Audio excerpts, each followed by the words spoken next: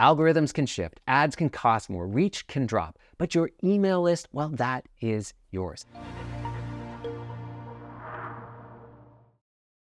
Hi there, Kelsey Toner here, the founder of Guest Focused Tour Business Coaching, where every day myself and our team of talented and experienced coaches are helping you build a thriving, profitable tour business. Today, I want to make a short video on how to recession-proof your tour business. Let's get real for a second. If a downturn hits, if a recession comes, or some sort of downturn in your sales, well, it's already too late to scramble. The time to build resilience into your tour and activity business is actually right now, hopefully while you've still got some breathing room, while you're still in a period of uncertainty where we're trying to prepare ourselves or predict what might happen in the next 2 to 3 months, 4 to 5 months, or even the calendar year. But the good news is this doesn't have to be a massive pivot or some big overhaul of your operations or of even your product lineup. Today, I'm going to walk you through 3 proactive steps that you could take this month to help protect your business and set you up for success should a recession or downturn be coming. The first move here is to double down on lifetime value from your clients and guests. We want to shift our mindset from, hey, how do we get more bookings or as many bookings as possible to how do we get more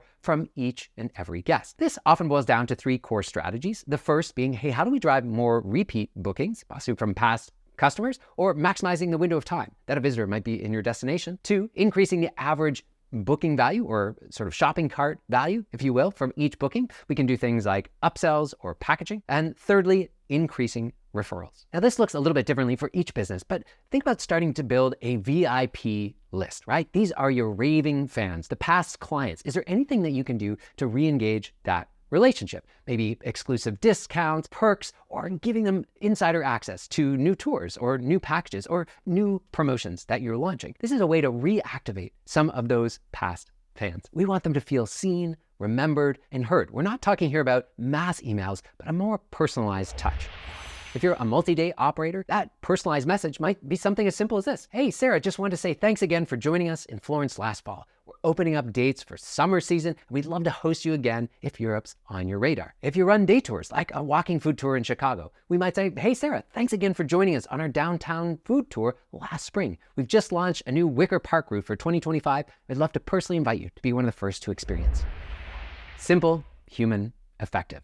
And don't underestimate this ripple effect. Past guests can bring friends. Maybe they book private tours. They leave second reviews. And most importantly, they refer others, even if they're not in a position to return themselves. When people are more cautious about spending money and making these types of travel plans, they often book or recommend somebody that they already know and trust.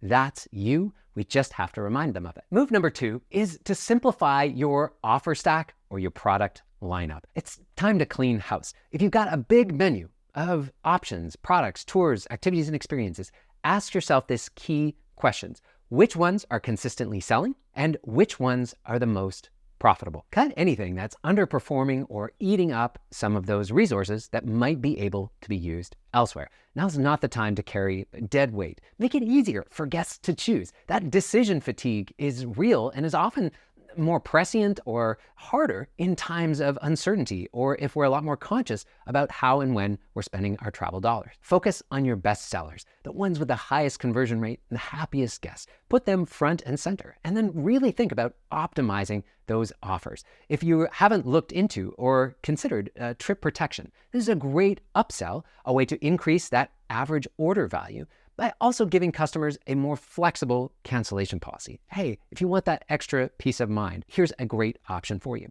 Consider tacking on additional experiences on top of these best-selling products. Add urgency, create fear of missing out, and keep the booking process as frictionless as possible. Less choice, more bookings. That's the goal. Move number 3 is to build your list and your community now. Your most valuable asset in a downturn, well, your email list, your communities. You've heard it before, especially from us here at Guest Focus, but it's that much more important in times of a downturn when we might have to pull back on some of our paid advertising, or if the cost of paid ads goes way, way up, we want to put ourselves in a position to be able to communicate with our ideal target guests without some of these other mitigating forces. Put another way, we don't want to have to pay Zuck every single time we want to reach those prospects. Algorithms can shift, ads can cost more, reach can drop, but your email list, well, that is yours. No gatekeepers, no ongoing costs to be able to stay in front of and communicate with those ideal target guests. So if you're not actively building an email list or setting up some email automations,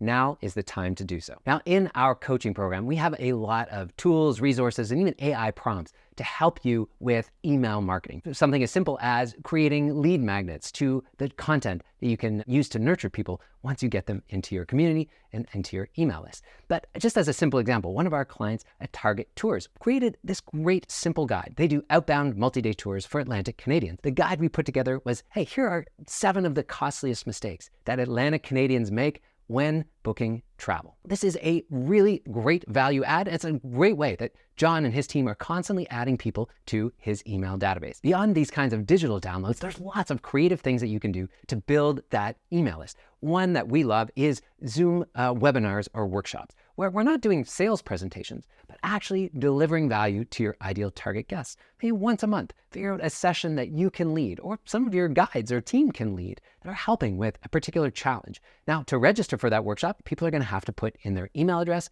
and it's a way to stay in touch with them and nurture those leads. Or how about starting a Facebook group or a WhatsApp community? So with Facebook groups, you can ask for an email if it's a private group, if people want to join. Now, the key here again is to think about that group and center it around a shared challenge, a problem, or a community of people with shared values. Now, if you're a day tour operator and you're wondering, well, hey, does this work for me? Yes, yes, and yes. We have some specific automations and optimizations for day tour operators where you can have these lead magnets across your online presence, whether that's your website or social media pages, where you can get people to opt in. And we can have a short automation that's driving people to make a booking for those last minute bookers.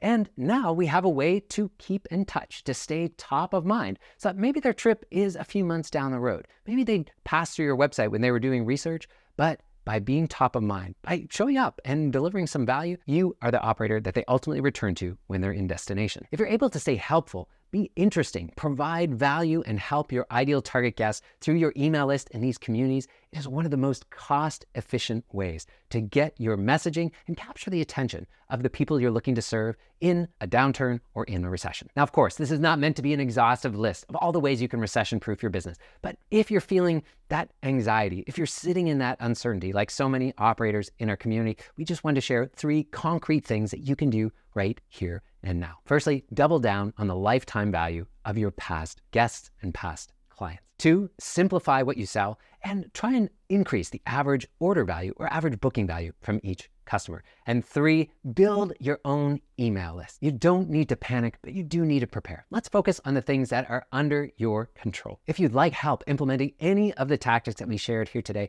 you can also book a free call with one of our tour business coaches. This is a 45-minute strategy call where we can go through some of the specific strategies, tactics, tools, and resources to help get this stuff done. In the comments down below, I'd love to hear what you are doing. What are the proactive steps that you are taking now to help prepare for a potential recession, potential downturn? We appreciate it so much, and I'm sure other folks in our community would love hearing from you as well. If you found this video useful or helpful, share it, like, subscribe. We appreciate that so much. Thanks so much for being here, and we'll see you in the comments and in the next video.